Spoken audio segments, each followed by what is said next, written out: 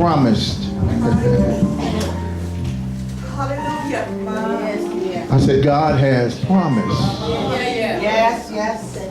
See if I can give it to you like this, that he will restore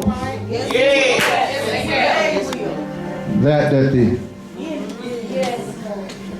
I wish I had a Bible reader in here. He'll restore, he'll put back. Come on, somebody. If I can help about 3 of you this morning, that the devil don't have that kind of power to hold what the Lord said give back.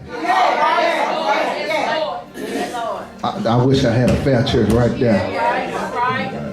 See, whatever the enemy has taken, it's only temporary. Because now God is saying you got to give it back. You got to yield it. You got to release it. And I wish I had about 13 of y'all in here this morning that can claim victory now. Now, not in the morning, but victory now.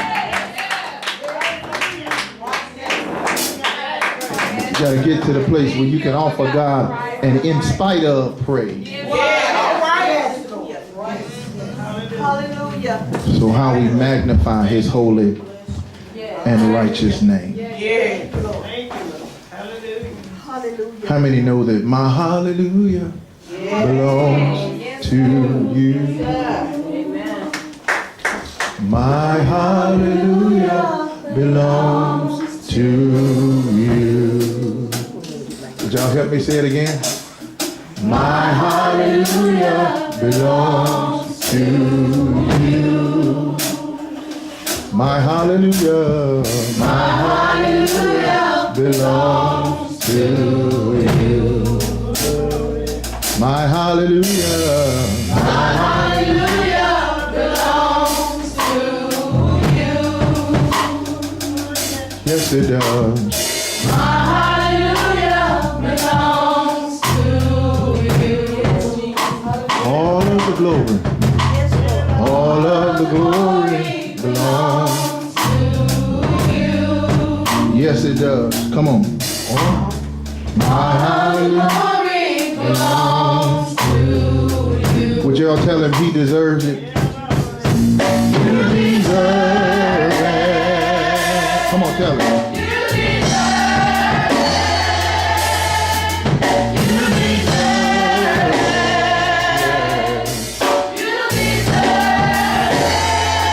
All of the glory belongs to you. Come on, tell it. All of the glory belongs to you. Come on, minister to our God. All of the glory belongs to you. All of the glory.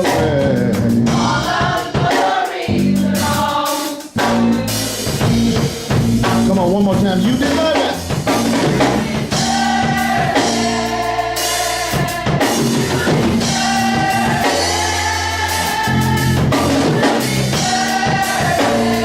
Yes, you do. Yes, you do. Come on. You deserve it. Oh, yeah. You deserve it.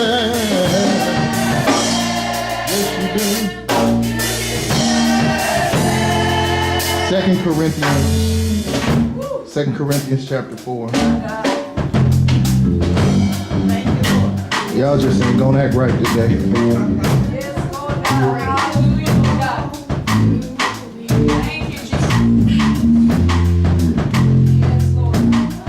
Second Corinthians chapter 4. Just verse number 7 if the Lord seemed to sing.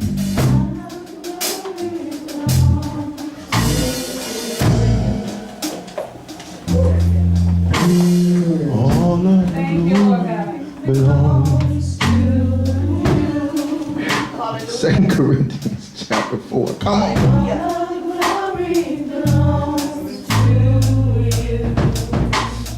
All of the honor, all of the honor.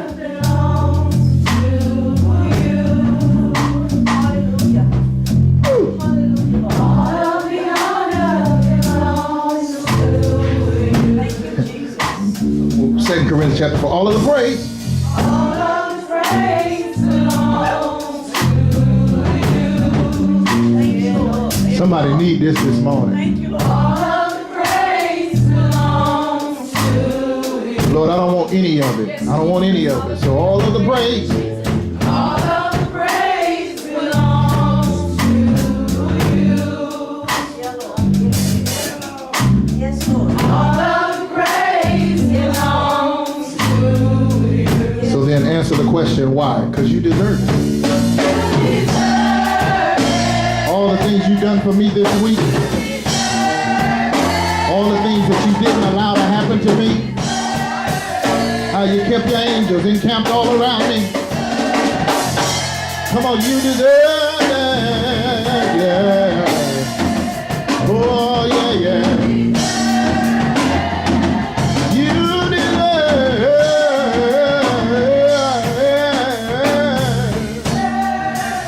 2 Corinthians chapter 4.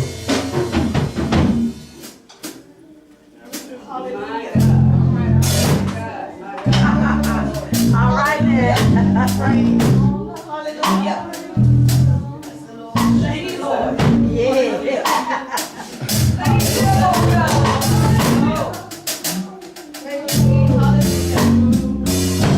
Thank you, Lord. Yeah. My soul. Hallelujah. Bless your name, God. Can y'all just give him a yes right there? This is what I want you to do. Hallelujah. Yes, yes, yes, yes, yes. Yes, Lord. Hallelujah. Same melody, just say yes, yes, yes, yes. Can y'all just give him a yes?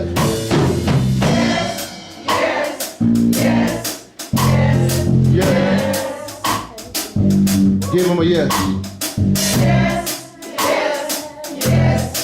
Yes, yes.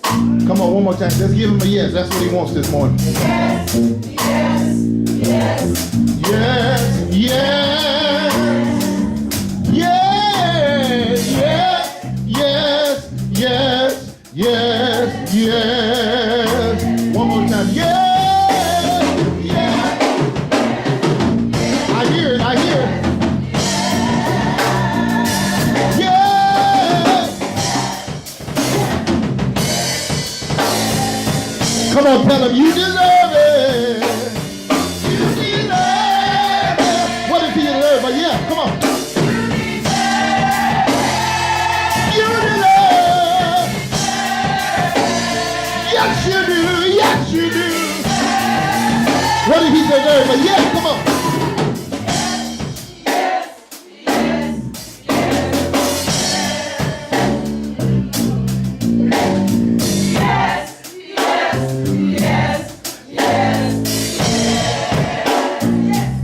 About four of y'all gonna get this. Yes. Yes. Yes. Yes. Yes. Yes. Yes. Yes.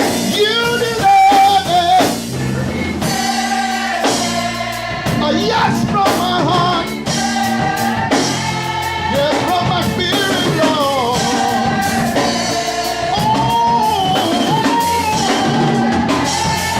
Give him a yes.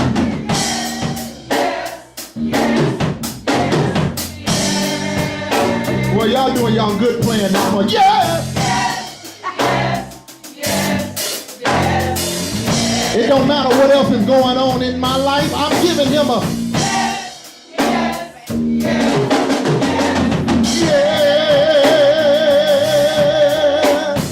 yes. That's it. Yes. 2 Corinthians chapter 4. 2 Corinthians chapter 4. All right, then. Verse number 7. Thank you, God. But we have this treasure Yes, sir. in earthen vessels, that the excellency of the power may be of God and not of us. I'm going to read it one more time. Let's read it all together. 1, 2, 3, read. But we have this treasure in earthen vessels, that the excellency of the power may be of God and not of us. Tell your neighbor, Neighbor, He's keeping me. He's keeping me. Yes. Yes. Yes. Yes.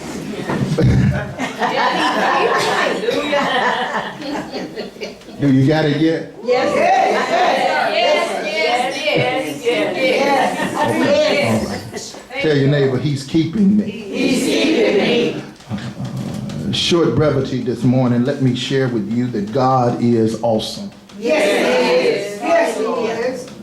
Hallelujah. He's mighty. Yes, it is. He's sovereign. Yes. He's powerful. Yes. He's righteous. Yes. And in him there is no lack. Yes. There's no failure. There is no what ifs because he's absolute.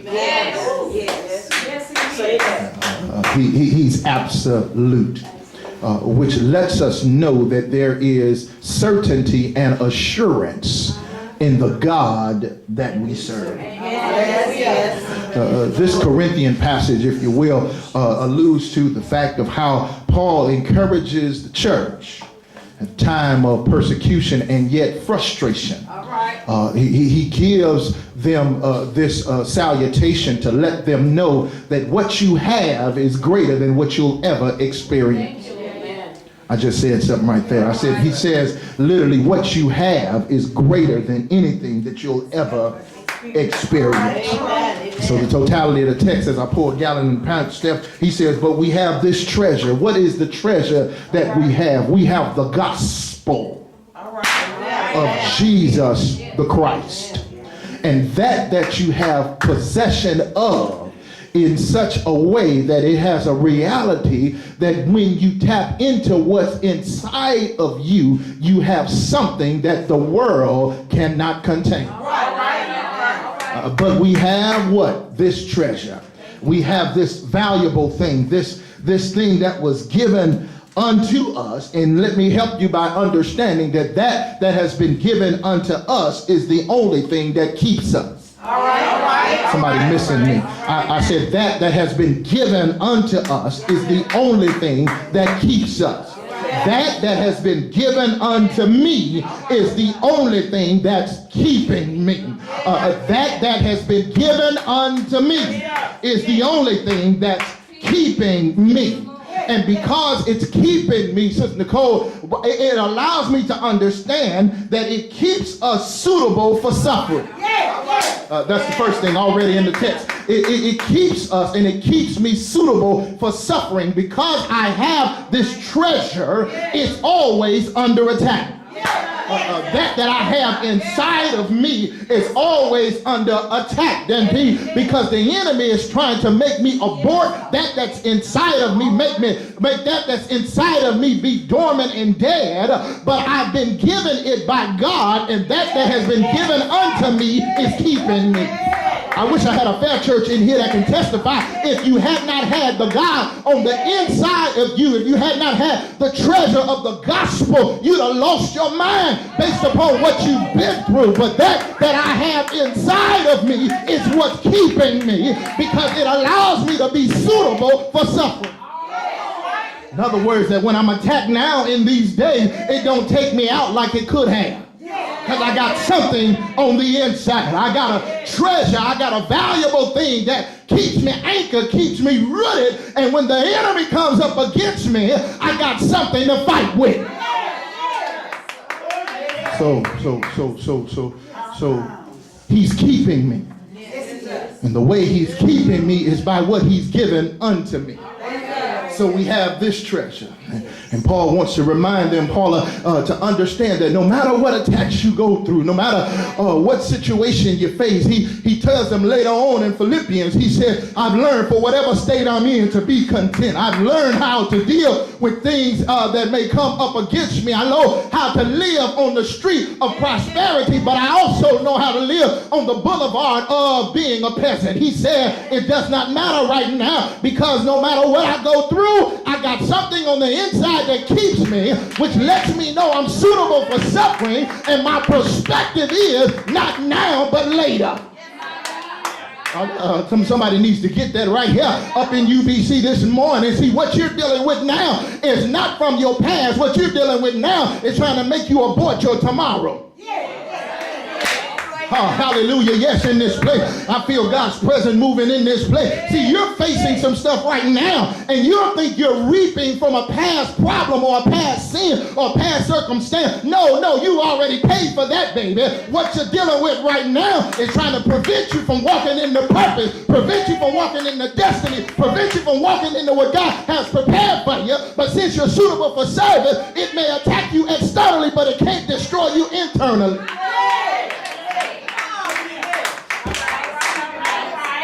That was fresh for somebody right there. So help me let the devil know that he missed it. Tell your neighbor that one was for me. Thank you. Thank you. Oh, Shama, God help me. Oh, God, somebody help me. See, the devil wants you to run. He wants you to hide. He wants you to tuck your tail. And he wants you to go down in a hole and forget about what God is doing. But the reality of it is, he can't keep holding your yesterday against you. Somebody needs to know you're over that. I can't keep paying for old debts no more. Once the bill has been paid and been cleared, I'm past that. Somebody needs to understand how it feels to be able to pay off a debt. And it don't matter how many notices they keep sending you when you already know you've already paid for that.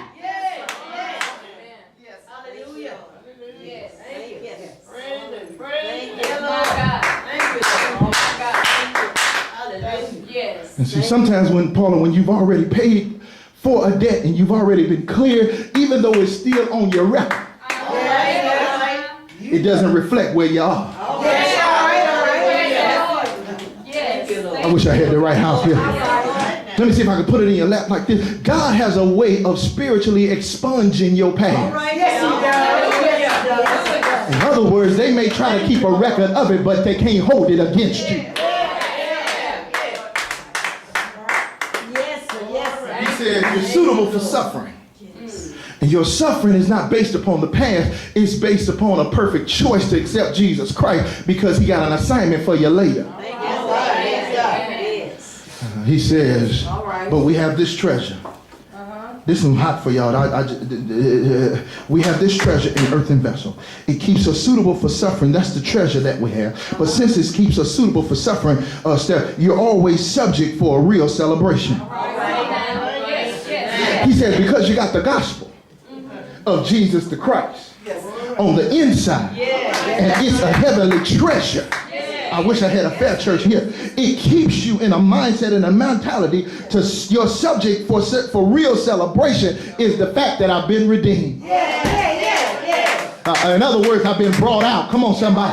I've been reclaimed. I've been restored. Come on, somebody. And I wish I had a fair person in UBC this morning that can remember where you were and know where you are right now and know that if it had not been for the Lord on your side, you'd be tore up on the floor, but you've been redeemed. And so when you really think about what God has done and what God is doing, the real subject of your praise is I've been redeemed. Let the redeemed of the Lord say so.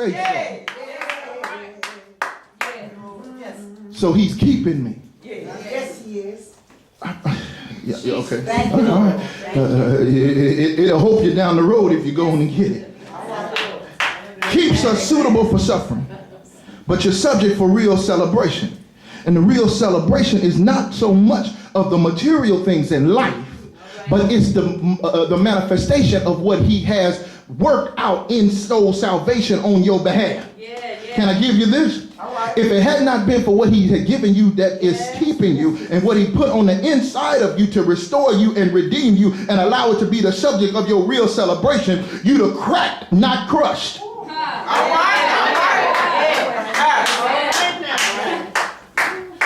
In other words, more times than not, that was supposed to crush you really just cracked you. Is there anybody here can testify that there were some things that happened in your life that was supposed to be your demise, but it really was your development? I mean, it was really supposed to be your demise. It was supposed to be your end. It was supposed to be your over. It was supposed to be your finale. It was supposed to be the end of the road. But how many know that the end of the road really didn't do nothing but detour you toward destiny? Get me in here. When they put you out, when they shut you down, when they thought it was over for you, all it did was gave you direction to your destiny. You weren't supposed to be there that long anyway. I'm over y'all today. I'm over y'all today.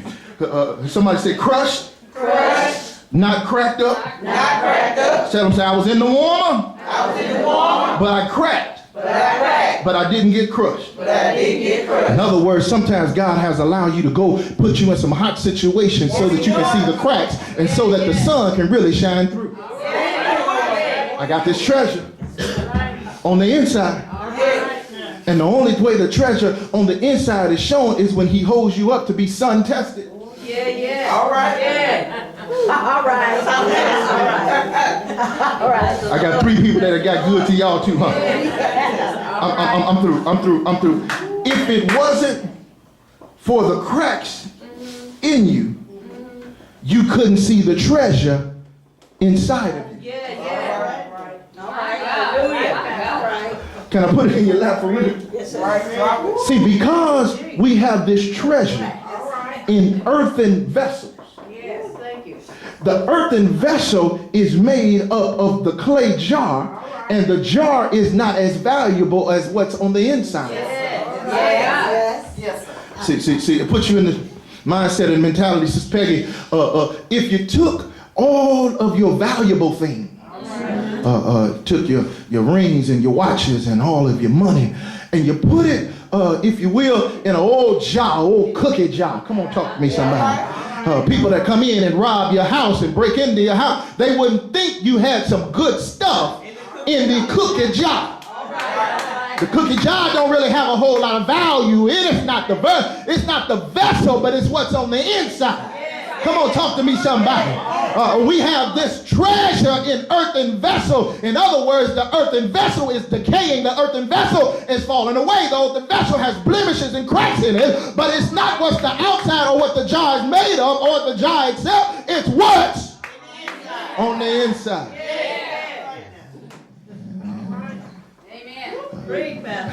I'm through. I'm through. I didn't get a chance to write it down, so I texted to myself.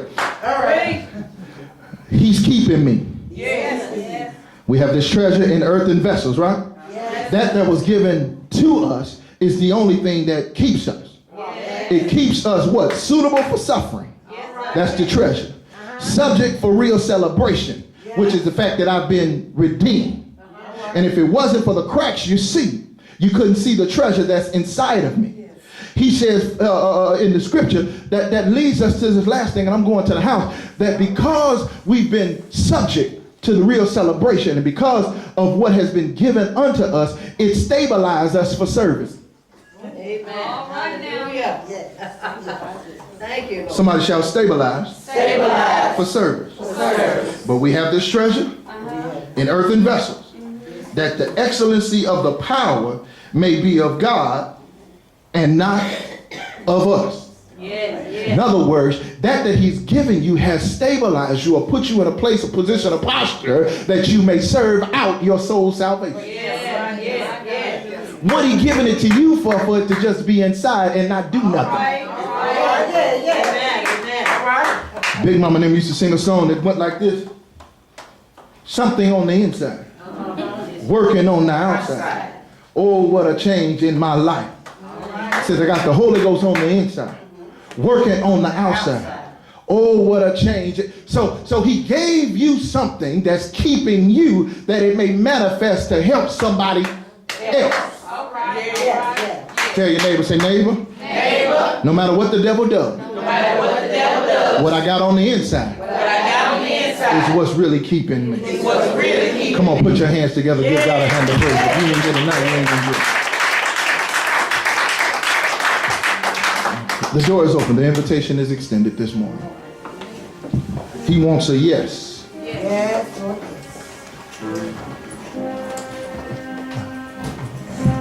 That he may be able to use you and your service. If you're here today out of the ark of safety and have not accepted Jesus Christ as